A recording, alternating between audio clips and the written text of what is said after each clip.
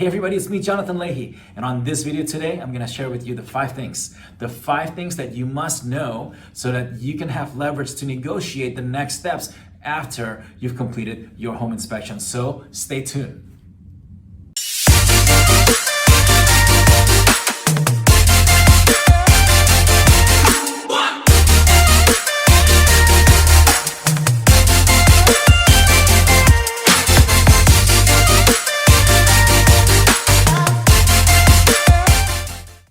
So you've completed your home inspection and you may be ecstatic that the home is in great condition. Maybe it needs really just a few repairs and you're excited. And if that's you, awesome, congratulations.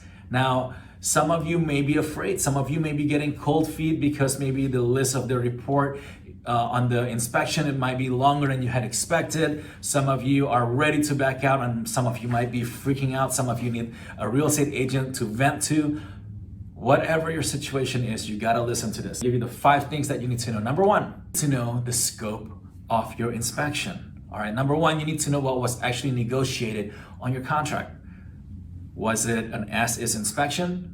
Meaning that you're not really negotiating anything and really the inspection was just so that you know the condition of the home. Number two, you need to know also in that scope, can you actually back out? Or is it just for informational purposes? In that scope, you need to also find out, can you negotiate?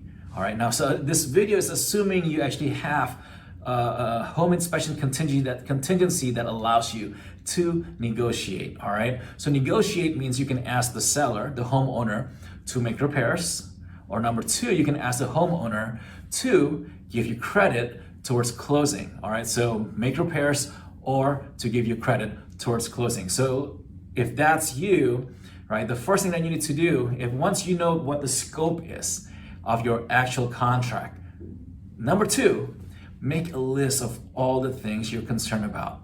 Okay, so don't get overwhelmed. Don't start freaking out. Really make a list of all the things you're concerned about. And you might be surprised. You might be surprised that maybe the report is really long, that really you may not be concerned about too many of those details, okay? So just make a list. That's step number two, all right? Make a list and then rank it. So you're gonna rank it in two different ways. Number one, what's the must-haves? All right, so you're gonna make a list of maybe the HVAC isn't working. Maybe there's a leak on the roof. Maybe there is, maybe the structure is a problem, or maybe there's mold in the basement. All right, so just keep in mind, if you're buying a resale home, all those things can happen, right? But really rank the ones that you must have. Now, the way I tell my clients is this: the must have, a lot of times, is related to the things that are safety issues. Okay, so of course, I don't want you to buy something that's not safe. So once you identify which are safety issues, then really identify the ones that must be repaired before you move in. And then you're gonna make a list of things that you'd like to be repaired, but you're actually okay with if it isn't repaired before you move in. Okay, so that's really important for you to really organize in your mind and put on paper based on must-haves, must be repaired before moving in, and like to be repaired or addressed before moving in. Okay, so that's what you need to do. Then communicate that with your real estate agent. So don't just call your real estate agent freaking out. If you're freaking out, don't freak out. Okay, this is all part of the process. Instead, organize it first, then contact your agent. Believe me, your agent can do so much more once you organize your thoughts. All right, that's step number two. The third thing is go back to your contract and find out how many days do you actually have to negotiate, okay? Now, if your agent was able to give you additional days, so you have a little bit of breathing room, it wouldn't be a bad idea also to contact a contractor. Really get a contractor to give you an estimate of the actual cost of those repairs, right? But before you can do that, make sure you have enough days on your contract to actually bring a contractor over and get an estimate. Now, once you have an estimate, it's really useful because then if the seller comes back and says, you know what, I don't want to make those repairs, but I want to give you a credit of X, whatever that X is. It could be maybe $1,000 or $2,000. Hey, if you already had a contractor come over and give you an estimate, at least you know the actual cost that you expect to actually need to have to make those repairs. All right, so know how many days, and if you have enough days, have a contractor come by and give you an estimate on the cost to repair. All right. Don't forget also, if you do get a counter offer from the seller or from the homeowner saying that, hey, instead of the repair, in lieu of the repairs, we will give you X amount of dollars that you can use towards paying your closing costs. Make sure you also communicate with your lender. The worst thing that can happen is the seller says, I'll give you $10,000 that you can use towards closing costs, and you'll take that money later and you can do the repairs. That's all cool and fine and dandy, but you gotta make sure your lender is aware of this and your lender can actually take that money and apply it towards closing costs. The worst thing that can happen is the lender saying, hey, you cannot take any more money from the seller. There's no way, there's nothing that we can apply the money to. So make sure you communicate, make sure there's an open communication between you, your real estate agent, and then make sure that your lender is in the loop, okay? So that's really important. The next thing that you need to know is how many buyers were competing for the same home. Now this is really important because before you put your foot down and be like, I must have this, you need to know how much leverage you actually have. So you need to be aware how hot is the market.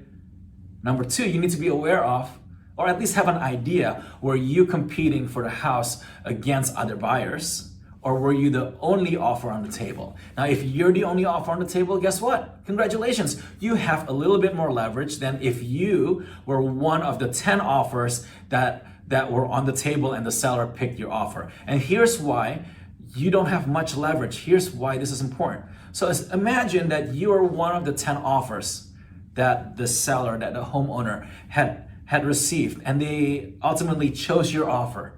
And now you want to put your foot down and be like, hey, I need A, B, C, D, E, F, G, A, and so on. And you want all these repairs. The seller can easily just say, you know what? No, because I have other backup buyers.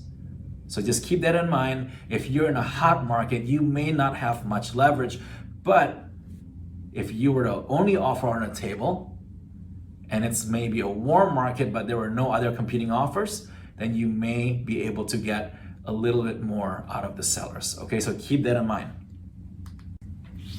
Now you're wondering, what if you're in a hot market? Does that mean you're screwed? No. You may still have things that you can do. So one of the things we always advise our clients is that get a home warranty.